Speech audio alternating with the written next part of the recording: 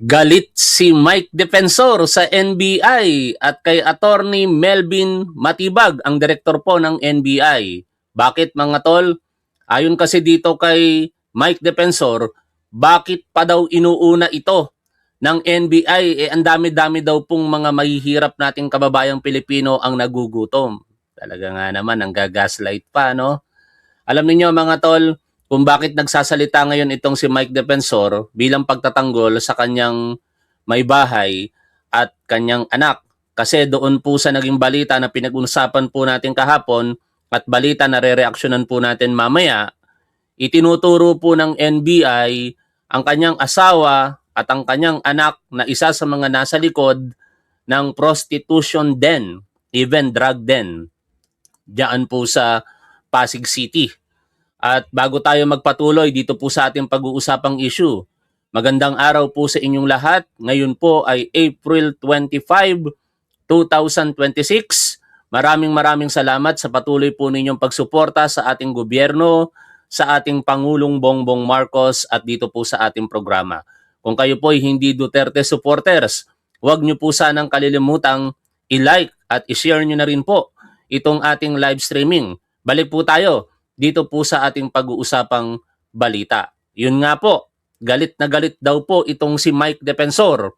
Hindi ko pa kasi talaga actually napapanood yung kabuuan po ng interview niya. Ganun tayo rito eh. No? Kapag re-reaction na natin, madalas mga unang bahagi lamang ng interview for purposes of reference or record purposes, ano? Kaya ko yan i-click sa YouTube para pag binalikan ko doon sa watch history, madali ko nang marirecall kung ano yung ipe-present natin sa ating mga pag-uusap. Pero sa sulyap ng mga sinabi nitong si Mike Defensor, baka ganito po. Katulad po ng post nito pong si Attorney Carlo Ibanez. At babasahin ko po sa inyo. Sabi po dito ni Attorney Ibanez sa isang interview, sabi ni Mike Defensor, ang asawa at anak niya, sila lang ang may-ari ng building. Umamin. Kung saan nandun ang nightclub na drug at prostitution den. Nagre-rent lang daw sa kanila ang club. Wala daw silang alam sa daily operations nito. Good alibay ito mga tol. Ano? Actually, pwede nilang gamitin matter of defense yan eh. Pero merong presumption sa batas na yun eh.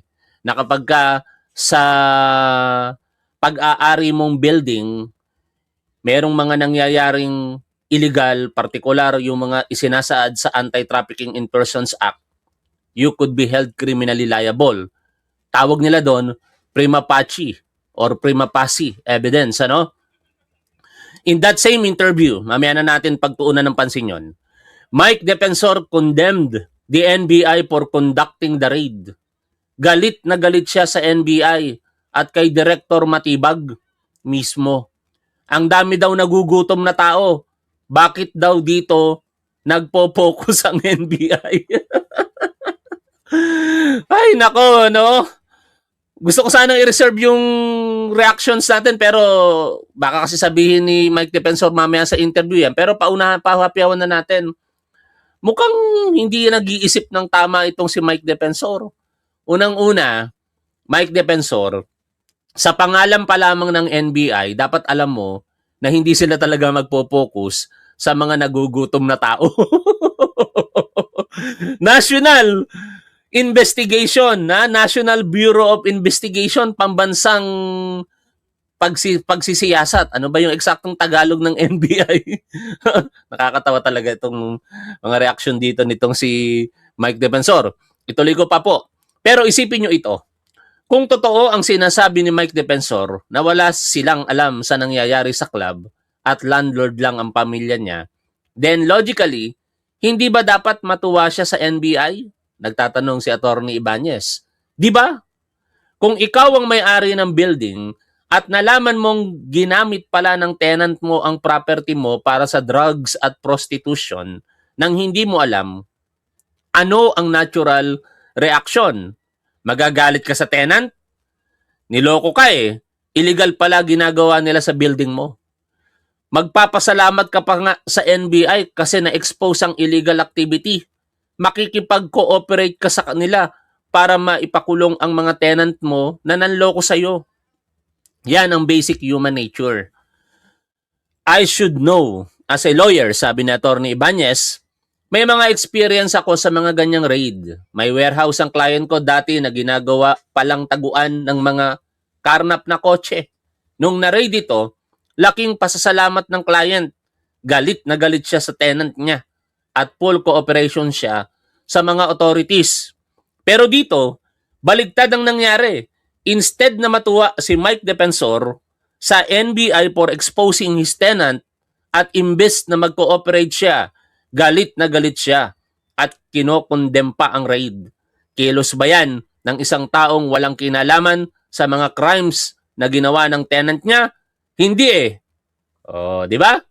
O ngayon, puntahan natin yung mga video ni John Consulta para magkaroon tayo ng idea dito mga tol.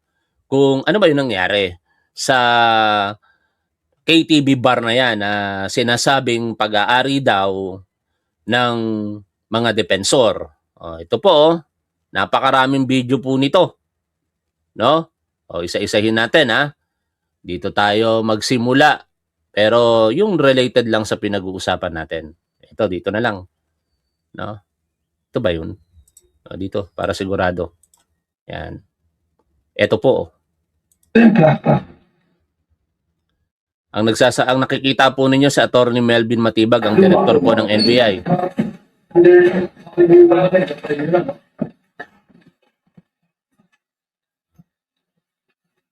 Ito marahil yung bine-verify na yung mga permit, no? Doon sa negosyo na kanilang ni-raid. Nakalagay dito sa caption, panoorin. Nakuna ng GMA News ng personal na inspeksyon ni NBI Director Melvin Matibag ang mga papel ng establishmento na ni-raid ng NBI dahil sa pagkakasangkot umano sa prostitusyon. Naganap ang raid sa Ortigas, Pasig, Miyerkules ng madaling araw kung saan 54 na babae ang nasagip at 15 ang inaresto. Kinumpirma ni NBI Director Melvin Matibag na kasama sa nakarehistrong incorporators ng kumpanya ay ang asawa at anak ni dating Congressman Mike Defensor. Kung kaya naghain ng NBI kahapon ng reklamong paglabag sa Republic Act 9208 o Anti-Trafficking in Persons Act laban sa asawa at anak ng dating mambabatas. Sinikap ng GMA News na makuha ang panig ni Defensor pero wala pa siyang sagot sa aming text at tawag. Pero ngayon nagpapa-interview na itong si Mike Defensor mga tol. Ito po yung actual raid Before that mga tol,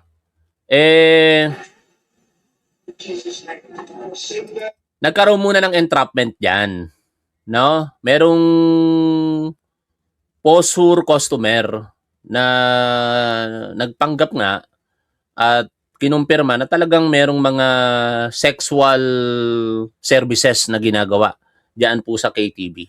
At itong nakikita po ninyo, mga kliyente at mga biktima kung saan nasa isang pribadong silid sila at may mga illegal na droga pa. Hindi lamang prostitution din kung hindi naging drug din pa po ito. Kaya sa babasahin po natin mamaya-maya na case referral letter para sa prosecutor's office ng NBI, binanggit po doon ang paglabag sa Republic Act 9165 or the Comprehensive Dangerous Drugs Act of 2002, particularly yung Section 5 at saka, Section 11, Possession of Dangerous Drugs, and Section 15, Use of Dangerous Drugs. Itong nakikita po ninyo ngayon dito sa video, ito po yung medyo lumalaban, nagre-react ng hindi maganda sa ating mga otoridad hanggang sa mismong si Director Melvin Matibag na ang nakapansin sa kanya at dito sinabi niya, pusasan niyo yan. Pusasan. No? Ngayon, puntahan po natin yung case referral na yan. Merong pakiusap si Attorney Melvin Matibag, at this is very serious kasi may mga vlogger na nag-post including the names, no? And kino-call out natin ang attention ni Attorney Jesus Palsis kasi sa isang post niya makikita po dito yung mga pangalan, no? Hindi ko na babanggitin, malabo naman sa screen ninyo. Mula sa bilang na 45 hanggang 54, mga pangalan po iyan ng mga biktima, which is ipinagbabawal po yan. Baka naglaps yung alaala dito ni Attorney Jesus Palsis, abogado siya eh. Kaya bilang abogado, dapat alam na alam niya kung ano yung nakasulat doon sa batas at mahigpit na ipinagbabawal, no? Yung pagdi-divulge ng information, meaning merong confidentiality pagdating po sa mga biktima. Naka-post po yung ano. Kaya sana makarating kay Attorney Jesus Palsis at i-take down niya ito.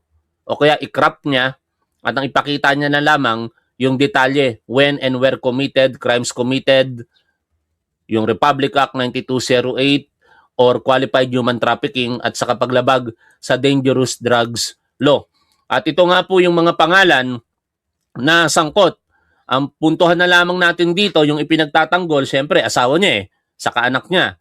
Ang asawa niya ay si Julie Rose T. Defensor, Chairman President ng Serene Development Corporation, at yung kanyang anak na si Miguel Gabriel T. Defensor, Treasurer. Ito pala ay miyembro ng LGBT community. Nakita ko lamang kay Pebbles Talaquera sa post niya. Pero wala namang connection ang pagiging LGBT member sa community as a member ng community. Hindi naman yun issue. Nabanggit ko lamang kasi nagtaka ako bakit mukhang babae tapos pangalan lalaki, no? Ito po sandali lamang. Kakapong ko yata na naghang yung computer ko. Sana hindi tayo mawala. Yan. Okay? Nasaan na? Bakit hindi ko makita bigla? Teka lang Ito. Dito ba yun? Saan? Tinanggal ni Hindi na siguro, inalis siguro ni Pebbles. So anyway, ang appreciation niya lang din kay Mike Defensor, sa pagiging ama, walang problema. Kasi katanggap-tanggap daw para kay Mike Defensor, which is, tama naman yun, Kung ano man yun, naging kasarian ng ating mga anak, dapat maging katanggap-tanggap yan sa atin. Ngayon, puntahan na po natin yung reaksyon ng asawa muna nitong si Mike Defensor. Ito po, kahapon, sila po'y nagpalabas ng official statement at babasahin ko po ang kanyang mga binanggit po dito. Pero much better siguro ipatagalog na natin kay ChatGPT para di na ako mahirapang mag-translate sa Tagalog. Translate in Tagalog. Ito po yung pahayag ng asawa ni Mike Defensor na si Julie Defensor, translated in Tagalog. Babasahin ko na lamang po sa inyo mga tol. Opisyal na pahayag ni Julie Defensor. Ibinibigay ko ang pahayag na ito upang mariin at buong lakas na itanggi ang walang basihan at mapanirang mga paratang na ibinabato laban sa akin, sa aking anak at sa aming mga kaugnay na negosyo. Nais kong maging ganap na malinaw, kaugnay ng kamakailang operasyon ng NBI, wala kaming anumang koneksyon sa target na establishmento o sa mga operasyon nito. Anumang pagtatangka na iugnay ang aming pamilya sa mga kasuklam-suklam na gawaing sinasabing naganap doon ay isang sinadyang kasinungalingan, mapanganib at desperado. Malinaw ang motibo sa likod ng orkestradong paninira na ito. Isa itong imbentong dahilan upang pilit na makagawa ng kaso na may nakapanghihilakbot na layuning magsampa ng mga walang batayan at hindi napapailalim sa piyansang kaso laban sa akin at sa aking anak. Ito ay bahagi ng walang tigil na panggigipit at napakalaki ng idinudulot nitong pinsala.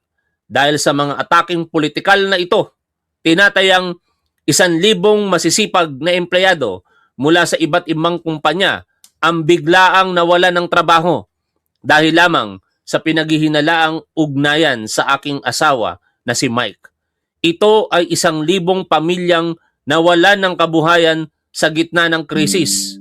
Hindi katanggap-tanggap na ang mga inosenteng manggagawa ay ginagawang sakripisyo sa personal na hidwaan ng iba. Direkta kong kinakausap si Attorney Matibag.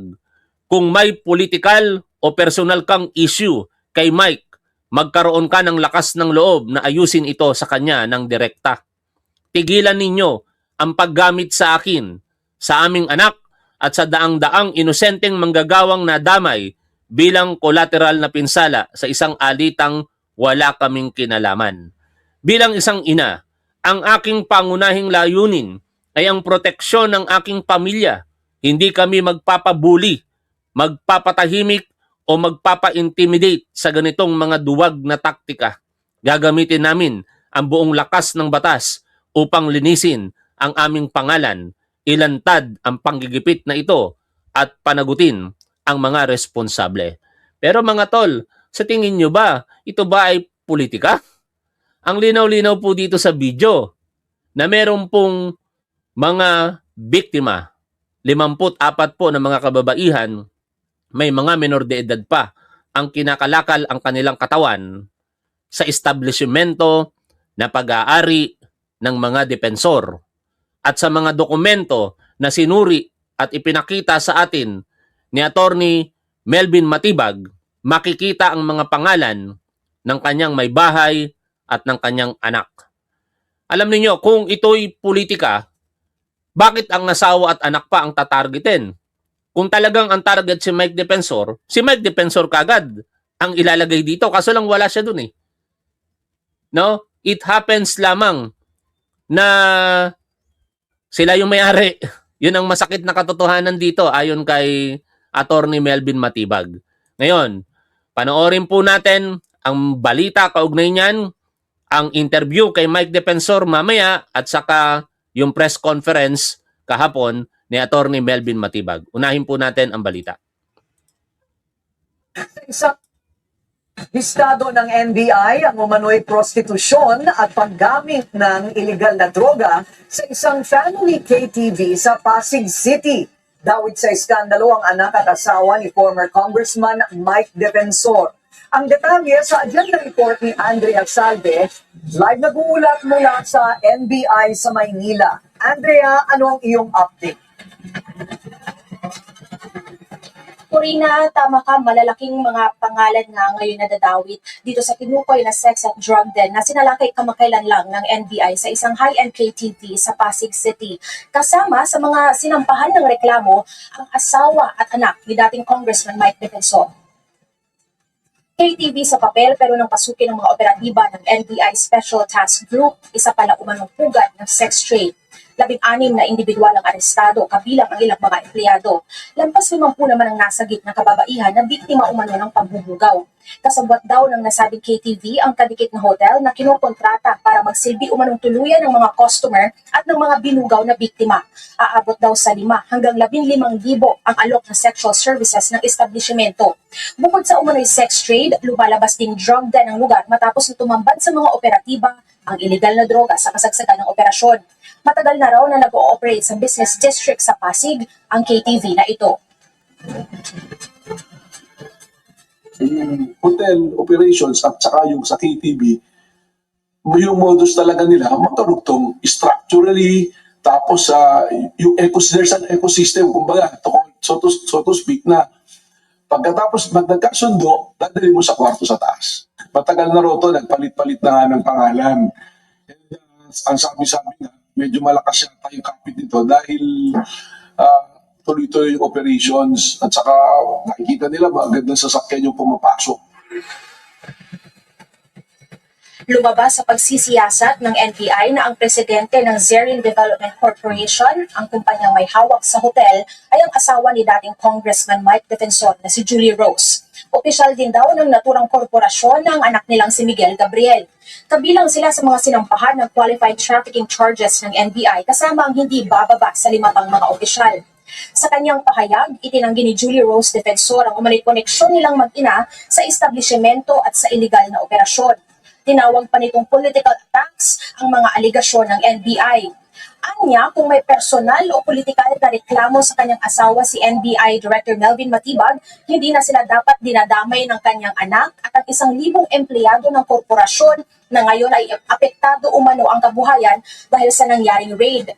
Grabe mga tol, nakakita naman ako ng mga tatanga-tangang Duterte supporter. Marites pa din daw ito. Ay nako. Mare, anong latest? Baka hindi nyo nga alam kung ano ibig sabihin ng Marites eh. Mare, anong latest? No? Hindi ako tumatawag ng Mare, anong latest dito? Tol, anong latest? Kaya dapat hindi Marites, Totes. Di ba? Dapat ang tawag nyo sa akin hindi Marites, Totes. Tol, anong latest? O kaya Toltes. Papatawa lang ako Nakakita ako ng tatanga-tangang DDS eh. No? Saan ang Marites dito? Balita itong pinag-uusapan natin. May mga ebidensyang ipinakita ang NBI. Anak ng teting kayo. Ang tatangan nyo talaga. Sinagot naman ito ni Matibag. You have to face the law, no? Kung meron kayong ginawa na illegal, dapat panagutan. Nung nag-operate sila nito, dapat naisip na nila nito. It so happened that former Congressman Mike Defensor is so active in the political fronts. Tapos ngayon, may nangyayaring illegal na involve yung pamilya mo, i-connect yun doon sa politika. I don't think that is fair, no? Patuloy na iniimbestigahan ng NBI ang kaso at posible pa umanong madagdagan ang mga kakasuhan. Corina, umapela rin si Matibag sa media at sa mga vloggers na itigil na ang pagpapakalat ng mga dokumento kaugnay sa kaso, lalo't hindi raw dapat na i-expose yung pangalan ng rescued victims. Pinasisilip na rin daw. Linawin natin, hindi naman ganun yung sinabi ni Atty. Melvin Matibag, Miss Reporter. Napakinggan ko mismo yung interview, nare-reactionan namin mamaya eh. Ang pakiusap ni Director Matibag, ang mga vlogger kasama ang mainstream media, wag i-divulge, i-disclose ang pangalan ng mga biktima. Pero hindi ibig sabihin, lilimitahan mo yung tungkol sa kaso. Karapatan ng publiko na malaman kung ano ang ikinakaso ng NBI sa mga inaakusahan nila. No? O tuloy po tayo dito. Niya ito sa kanyang mga ahente at posibleng ipatawag ang mga matutukoy na personalidad na nagpapakalat ng mga dokumento. Corina. Andrea, sa pagkakaalam mo ba ay mayroon ng reaksyon si former Congressman Mike Defensor? Corina, sa panayam ni former Congressman Defensor sa mga kasama natin sa Abate, dumistansya muna siyang magkomento dahil hindi naman daw siya kasama sa mga kinasuhan. Pero sa kanyang pakiwari ay baka bahagi raw ito ng panggigipit sa kanya dahil sa nauna niyang kaugnayan sa 18 ex-Marines. Corina. Okay, so mayroon bang magsasalita sa mga na-rescue na mga babae? 50 daw, hindi ba? So, 54. wala bang ilalabas ang NBI na magiging parang malinaw na ebidensya na ito nga ang nangyayari sa loob ng KTV na yon? Corina, nakausap na nila yung mga biktima at posibleng nakapagbigay na rin ng mga pahayag. Pero ngayon kasi hindi na natin sila naabutan dahil na-turn over na sila sa proper authorities. Corina. Saka hindi pa pwedeng malaman ng publiko. Yon, confidential nga eh. Ngayon mga tol, ito yung interview kay Mike Defensor. Balansehin natin. Ang tawag dito, Toltes. Hindi Marites. Tol, anong latest? Hindi Mare, anong latest? Sa mga tatanga-tangang DDS, iko-correct ko kayo Hindi ako Marites. Ang tawag dito sa ginagawa ko, Toltes. Tol, anong latest? Pakinggan natin yung interview dito po kay Mike Defensor. Yung officers nung kumpanya na nagpapatakbo ng hotel. Tama ba? Actually, Tony, mali yun eh. Kasi, Oh. ano yun, nung, yes. 2019 pa, huminto na yung operations na gilibap na namin yung operation. So, I think, na ito nagkaroon ng ano sila, na may dokumento sinasabi na kami pa rin operate doon sa lugar na yun. But technically, wala na talaga yung ating yung corporation operating the hotel. Okay. Wala na, as in na-dissolve na? Hindi pa, existing pa siya, pero huminto siya ng operation since 2019. Ang nangyari na, Okay. meron pa sa mga inaayos sa mga financial, Nako, mukhang delikado tong pagpapa-interview na ito ni Mike Defensor Kasi alam ninyo mga tol, dapat may mga formal closure yan. Yung registration sa Securities and Exchange Commission, isasarado mo doon. And kung ano pa yung mga kinakailangan. Hindi pa pwedeng ipagpapalagay mo lang na tumigil yung operasyon na, kaya wala na kayong pakialam doon. mga pagpinansa, Oo. so hindi pa siya totally na-close. Okay. So, pero in, So, ano lang, ginamit nila. inoperative, kumbaga, hindi na siya nagpa-function. Yes, so, wala na siyang income, wala na siyang mga empleyado, wala na siyang... Pero yung hotel, dito nakabase yung KTV bar. Nandun pa rin, no? Hindi, iba rin yun. Iba pa? Kasi ito kasi yung incorporation na yan, nilagtayo siya ng building, yung physical building na yan, marami mga investors dyan. And dyan din yung opisina ko mismo. Okay. Dyan din kami nag-opisina. Oh, And of course, part of the... dyan pala kayo nag-opisina, tapos di nyo alam kung ano nangyayari sa gabi. Nakananteteng naman na yan. Vessel, yung hotel, Yeah. and then yung KTV bar, and then yung 7-Eleven, and then yung Korean restaurant. So, iba-iba yung mga operations nandyan sa lugar na yan. Oo. Pero lahat yun, kumbaga, nagli-lease sa inyo, doon sa kumpanya nyo. Oo, dun sa main, ang tawag dito, mother company na tinatawag natin na siya namang nag-release din. Yeah. Technically, supposedly sa gobyerno. Yeah. Sa gobyerno? Oo. Yun, kasi ito yung lugar ng payanig sa patin. Ganoon. Oo. So, nakatayo kayo dun sa dati. Oo. So, yung structure dyan, yan yung maraming mga pumasok, maraming mga nag-invest, at katunayan nga, Tony, Enrique, hindi ko lang masabi, pero may mga kampi din dyan sa administrasyon na kasama rin dyan sa mga nag-invest. Siyempre, because Teteng na yan. Ngayon, ano ba yung naging basihan ng NBI? Ito po yung batas. Republic Act 9208 as amended, mga tol. Kung babasahin po natin ito, nakalagay po dito yung definition ng trafficking in persons, no? Among others. Nakalagay din dito yung mga akto ng trafficking in persons. To recruit, transport, transfer, blah, blah, blah. To introduce or match for money, blah, blah, blah. And others.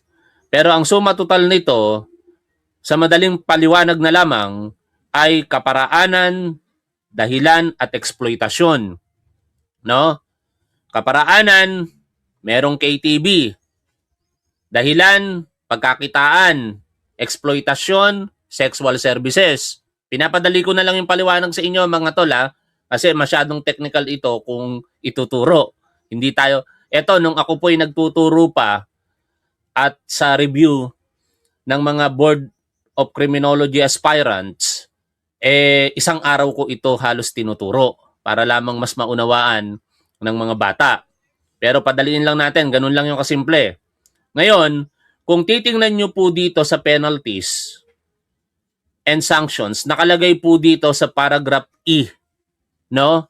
Kaya posibleng may liability talaga yung asawa at anak nitong si Mike Defensor. Nakalagay po dito, babasahin ko, if the offender is a corporation, partnership, association, club, establishment, or any juridical person, hindi maitatanggi na ang ebidensyang ipinipresenta ng NBI ngayon ay korporasyon na pag-aari ng mga depensor at ng iba pang mga negosyanteng kasama nila. Ano pa ang sinabi dito? The penalty shall be imposed upon the owner, president, partner, manager, or any responsible officer who participated in the commission of the crime or who shall have knowingly permitted or failed to prevent its commission. tatlong bagay ang pabubulaanan dito ng mga depensor para hindi sila maging criminally liable dito. Unang-una, hindi sila nagpa-participate doon sa komisyon ng krimen, which is malinaw naman sa atin yon. Wala silang participation kasi hindi nga sila nahuli doon. Di ba? Pero itong dalawa na babasahin ko sa susunod, ang maaaring magkaroon ng problema itong mga depensor. Kasi nakalagay po dito ay who shall have knowingly permitted. Wala namang gumagawa ng mali ang umaamin. Kaya papatunayan ng NBI na pinepermisuhan ng kumpanya na yan yung ginagawa ng KTV. Or kahit hindi ka nagbibigay ng permiso, pero alam mo yung nangyayari, which is parang ganon ang sitwasyon kasi nag-oopisina doon si Mike Defensor, it is very impossible na hindi niya nalalaman kung ano na ang nagtatranspired sa gabi doon sa kanilang mga pag-aaring building. Nakalagay dito, failed to prevent its commission. Kung alam nila yon, wala silang ginawa para pigilan ang mga illegal na aktibidad doon, they are liable dito po sa paglabag sa Anti-Trafficking in Persons Act. Tuloy po tayo sa pakikinig po dito kay Michael Defensor. Kaso naman yan, matagal na rin yan, Oo. wala namang iniipit na politika. Oo. Wala namang involvement sa politika. Oo. Pero yung KTV bar, hindi pamilya nyo ang may-ari, di ba? Hindi kami yung may-ari niyan. Kaya, yun nga, parang ang ginawa nila dyan, talagang yung kaso na sinasabi na sa report, human trafficking at saka drugs. Yung talagang grabe. Yun talaga yung nakalagay sa batas. Binasa ko nga lang eh. Di ba binasa natin mga tol sa Section 6? No? Nakalagay doon, penalties. President, owner, officers, manager, and others. Ano ba yung posisyon ng asawa mo? President, nakalagay sa dokumento. Yung anak mo, treasurer. Oh. Kaya, yung mga sinasabi nitong si Michael Defensor ngayon, matter of defense na lang yan, mga tol. And I believe, si Atty. Ferdinand Topacio ang hawak dito. Tingnan natin kung kayang ipagtanggol ni Atty. Ferdinand Topacio ang pamilya Defensor sa mga akusasyon po ng NBI. Tama yung nalipit ako yung Tony, habang naghintay ako. Tama yung ginagit ko, yung TV first. Lahat nga ng hotels, meron yan eh. Oo. Papada. Hindi naman illegal yun eh. Oo. Hindi naman illegal. Pero yun, siyempre, para unbailable yung kaso, at tingin ko yung talagang direksyon nila, na ipapile na nila ng isang unbailable case. Doon kami at sa building, or I think ba hotel, ang gusto nila. Hindi ko alam kung ano yung gusto nilang palapasin dyan. Oo. Pero pilit na i-release yung kaso against nakataway, yung aking wife Yeah. at yung aking daughter. Ano daw po ang pinagmulan nito, Sir Mike? Meron daw bang tip na dinadawit yung pangalan ng asawa mo at ng inyong anak dun sa operasyon ng KTV bar? Ano ba, Rika, ngayon ko lang siguro mababanggit ko ang tungkol. Pangatlong kumpanya na to na ginawa nila ng ganyan. May dalawang kumpanya, yung una, na talaga namang more or less, siguro, family corporation yun, pero may mga iba ring investor, pinara din. Tapos yung isa naman, minority investor ako, na maliit ang investment ko, wala pang 5%. Tapos, inulat nila akong presidente, nag-design naman ako ng January, kasi nakita ko na nga itong mga nangyari. Sinabi nila, more or less, siguro, sa pagkalatan, mga 1,000 tao na ang nawala ng trabaho doon sa ginagawa. Basahin natin yung shared post ng isang agent ng NBI, ha? Ito. Ronald Sanchez ba? Ronald Sanchez, ito. Oh, I'm sorry. Hindi pala ito. Dito ko na lang tingnan sa i-share ko lang sa inyo. Sagot diyan sa mga sinasabi ng mag-asawang Defensor ngayon. Bagal ng internet ko. Pasensya na kayo mga tol. Hindi ko kagad naisip na ilagay na kagad dito eh. No? Ito. Pati ito, unahin na nga rin natin ito. Si Ramon Tulfo. No? Reaction na natin yung sinabi ni Ramon Tulfo. Sabi ni Ramon Tulfo kahapon, I am publishing the statement below by Julie Defensor, Mike Defensor's wife. because I know that the defensors are not capable of getting into such despicable business that they are accused of. The defensors are decent family, and to charge them with such crime as human trafficking and prostitution is mean and below the belt. Yes, I know how the defensors feels at this time because I myself was a victim of a frame up many years ago. Siguro naman hindi frame up to, no? Kasi may mga ebidensyang nakikita. Tingnan na lang natin kung walang kinalaman talaga ang asawa at anak ni Mike Defensor doon sa KTV. Yun lang naman yun. Yun lang naman ang kailangan nilang ma-establish doon. Hindi nila alam yung mga nangyayari. At sa parte naman ng NBI, papatunayan nila na alam. Kasi sila yung president at treasurer, respectively, yung asawa at yung anak. Ngayon, bablangkahin natin ito si Ramon Tulfo. Di ba? Ang hirap kasi paniwalaan ngayon si Ramon Tulfo sa bagay na yan, yung logic niya.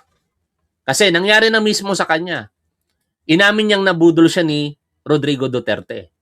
Di ba? Si Rodrigo Duterte, kinumbinsi niya na tumakbo sa pagkapangulo kasi naniniwala siya sa mga advokasya nito. Pero nung lumabas yung testimonya ni Antonio Trillanes the other day, o nung Wednesday, April 22, sa Committee on Justice and kinumpirma ito ng AMLC, umamin si Ramon Tulfo na nabudol siya nitong si Rodrigo Duterte. Kuno lang pala na mabuti si Rodrigo Duterte. Yun ang punto dito, Ramon Tulfo. Huwag kang magsalita ng tapos. Kasi may mga ebidensya ang NBI dito. Baka pagka nakita mo yung ebidensya mismo ng NBI, sasabihin mo na naman dito sa page mo, nagkamali ka. Nabudol ka rin ng mga defensor. Ngayon, balik po tayo doon sa hinahanap ko pong shared post ni Roland Sanchez, no? Sandali lamang, hindi ko makita. Gusto ko lang basahin in reaction niya doon sa post ng ng asawa nitong si Mike Defensor. Hindi ko pala na-share dito ba? O, teka lang, hanapin ko na lamang yung tao mismo. Hindi ko makita yung... Is it Ronald Sanchez? Ronald Sanchez. O Roland Sanchez. Hindi, Roland yata, ano? Roland... Eto, Roland Sanchez pala. Hindi Ronald. Roland Sanchez.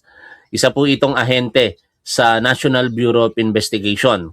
Ito po yung kanyang sagot sa mga sinabi po nitong si Julie Defensor, ang asawa ni Mike Defensor.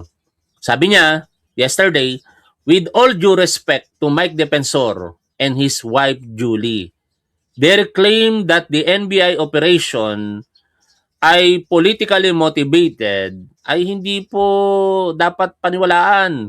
Likewise, baka magkamali ako sa pagtatagalog mga tol, kaya basahin ko muna in English ha. The denial of ownership of the hotel is inconsistent with available corporate records that list the name of his wife and son as president and treasurer of the establishment. Yun yung pinupunto natin. Ang records ay presidente ang kanyang asawa, treasurer ang kanyang anak. These are not speculative claims. Hindi yan haka-haka. They are publicly available documents that form part of the ongoing investigation. Pwede nyo nga ma-check yan mga tol sa Securities and Exchange Commission. This was not a spur-of-the-moment action, nor was it directed at any individual or family. The operation was the result of intelligence gathering, surveillance, and a lawful entrapment operation carried out by multiple NBI divisions, led by NBI Special Task Group in coordination with the Department of Justice Interagency Council Against Trafficking or IACAT, the Department of Social Welfare and Development or DSWD, and in the presence of media and documentation through video recordings. More importantly, the operation led to the rescue of 54 women, mga totoong tao, not political talking points, who were found in a exploitative condition where they were being lined up, offered, and brought to hotel rooms for sexual exploitation in exchange for money. This is the core issue. This is the reality that cannot be dismissed. Hindi political weapon ang human trafficking. It is a crime that preys on the vulnerable, strips individuals of dignity, at ginagawa sila na commodity. Para sabihin ni Mike Defensor na ang isang coordinated law enforcement operation supported by evidence, witnessed by multiple agencies, and resulting in the rescue of dozens of victims as a political attack is to divert attention away from the crime committed. O sana, naunawaan mo yan, Mike Defensor ha. O, tuloy natin pakinggan si Mike Defensor dito. Nila. Siguro pag nag-trace sila, na may involvement ako, meron akong association doon sa kumpanya, yun ang pilit na dinigit at dinigit. Pero para fair na lang din po, no, Congressman, yung tatlong sinabi po ninyo na kumpanya ninyo at yung pagpilit na pagpapasara nga po, o nangyari na yung nag-cause ng pagpapasara ng mga ito, no? Nangyari po ba ito noong mga panahon na meron yung naglabas na kayo ng intel na may nadadawit nga po ng mga pangalan na nakakatanggap ng pera? Did that happen during this time, sir, or prior pa po dun sa mga panahon na yan? Maganda yung tanong. Oo, ito lahat nangyayari. In fact, after siguro ng 18 malis na talagang nag-init ang mga nangyayaring to. And para sa akin, no, syempre, personal na pananaw ko, huwag naman nilang idama. Alam nyo mga tol, ang nakikita ko tuloy ngayon, pagka meron kang mga, I'm not saying na ganun silang defensor in general ito. Pag meron kang mga maling gawain, maging politiko ka. No? Tapos pagka nabuko yung mga maling gawain mo, ang sasabihin mo, politically motivated. Yung pamilya. Of course, ako, tanggap ko, kung meron silang direktang katapos sa akin, kung nakita sila, pero kasi nagdadamay dito yung mga tao And so, this happened only when yung lumabas yung 18 months. So, lahat, itong tatlong kumpanya na sinasabi nyo na kayo mismo ang direct owner ba na sinara? O yung dalawang nauna, mga investor ka lang?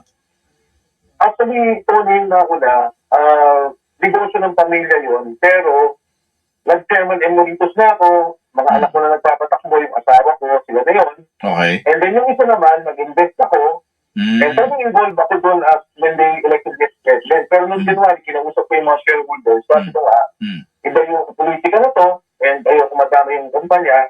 In fact, after na, Tony, isang online gaming corporation, ako ang presidente ng, ng alliance ng lahat ng online gaming operators. And kinausap ko nga si Chairman Yossi Tangco, kasi siya yung chairman namin, ako yung presidente. Sabi ko rin sa kanya, mag-resign na ako, ayoko madama yung lahat tayo, yung mga kumpanya. Pero ganoon naman,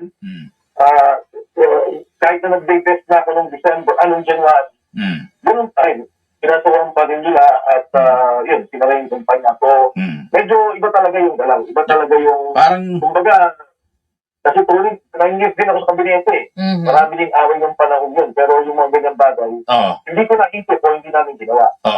Nagsalita si Attorney Ferdy Topacio bilang Deputy Spokesperson ng PDP na sinasabi nga doon niya bahagi daw ito ng panggigipit sa mga kumakalaban sa Administrasyong Marcos Jr. Yun din ba ang sentimiento mo?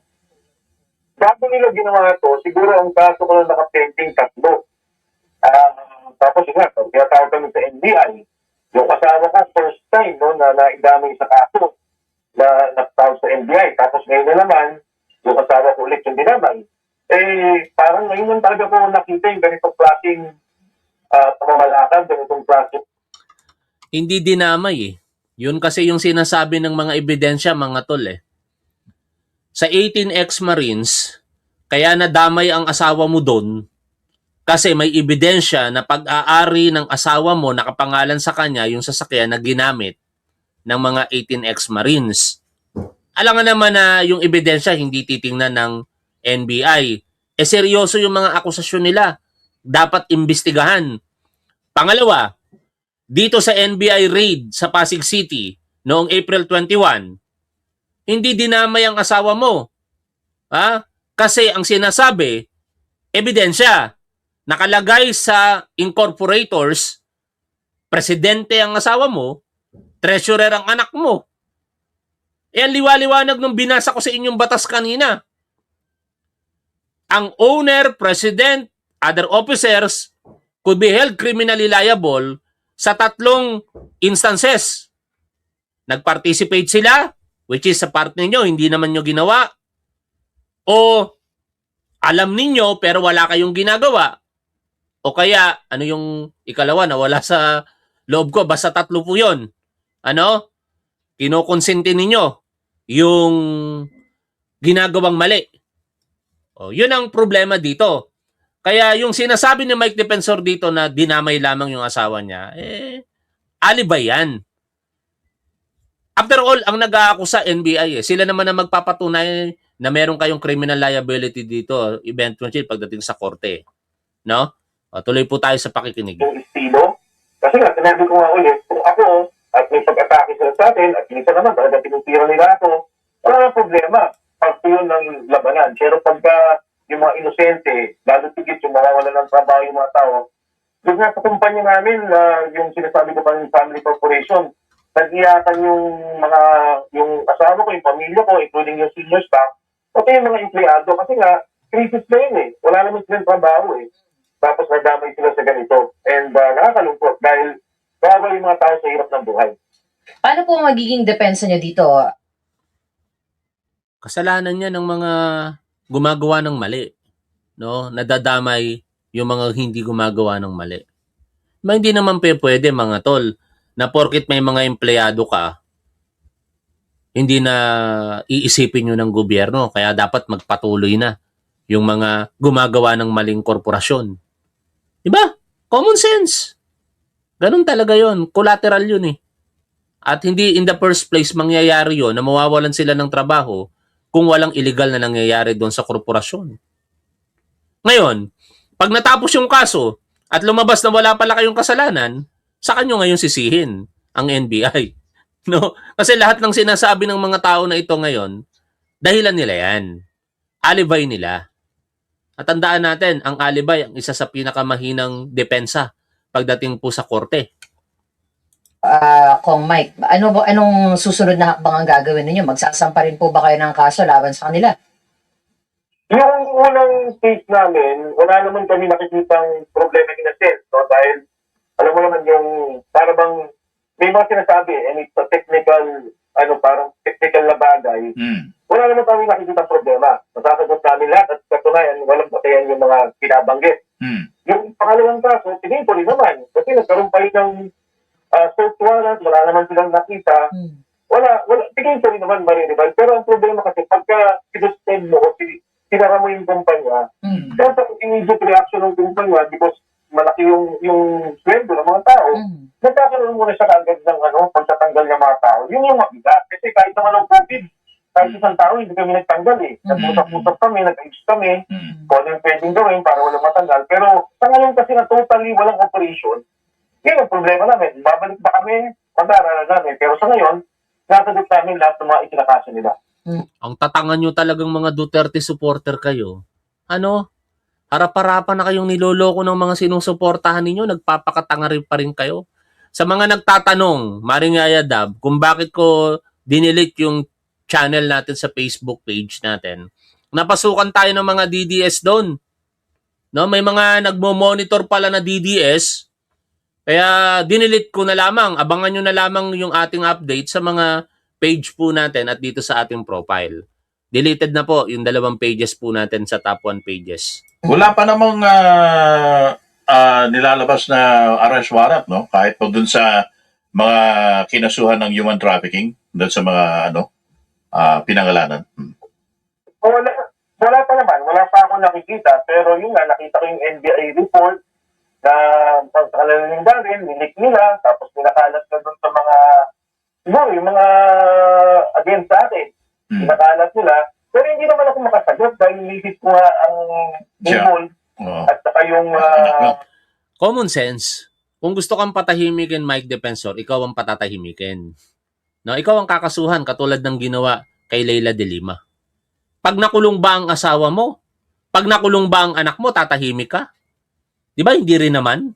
Pero kung makukulong ka mismo, matatahimik ka katulad ng ginawa ng Duterte administration kay De Lima. Nung makulong ito, hindi na ito nakapagsalita laban sa mga Duterte. Oh. Kaya yan ay mga dahilan lamang. Ngayon, pakinggan natin ano ba ang katotohanan sa naging aksyon ng NBI. Dito, sa press conference ni Attorney Melvin Matibag, sasagutin niya yung mga issue na yan. Panoorin, pakinggan po natin ito mga tol. Sandali lamang. At hindi ko maulitin natin. Yan, dito tayo.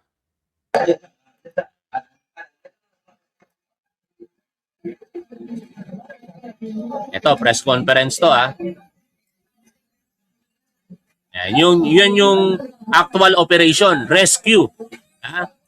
Ang tawag dito, rescue operation na isinagawa po ng coordinating agencies, no? NBI, TSWD, at iba pang mga partners, including mainstream media. First of all, good morning and thank you for all of you for coming here. So yung pag-usapan nga natin dito, yung nangyari na rescue natin yung sa 54 na possible victims and yung trafficking. But before that, the reason why also we asked for this press briefing is I've seen in social media may mga dokumento na lumabas, hindi dapat lumabas, no? So let me appeal to all of you, the media and also social media personalities, if ever lang, yung mga vloggers natin, na huwag natin i-publish yung pangalan ng mga victims because that will constitute violation of Republic Act 9208 dun sa anti-trafficking of persons act. Kasi we have to protect them. Precisely the reason why we operated that KTV bar is to rescue them dun sa mga pinagdadaanan nila na abuse. They are all victims of human trafficking. So, that's my appeal to everyone. And kung sino man yung nagpalabas na nagkalat, I ordered our CCD to investigate on the matter. So that hindi mangyari. We have to protect the names, the personalities ng mga victims.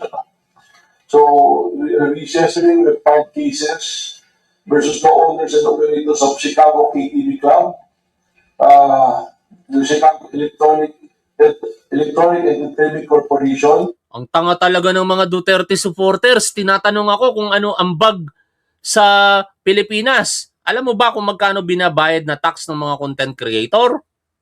Oh, alam mo ba na sa bawat pagkilos natin, nagbabayad tayo ng tax in general? Kaya wala ka dapat sabihin na walang Pilipinong walang ambag sa lipunan. Lahat tayo may ambag sa lipunan kahit ikaw na katulad mong tanga. The moment na nagbabayad ka ng tax, may ambag ka sa lipunan dahil yan yung blood ng gobyerno. Tanga! Siring City Corporation and the Blue Hotel, yung mga involved yan.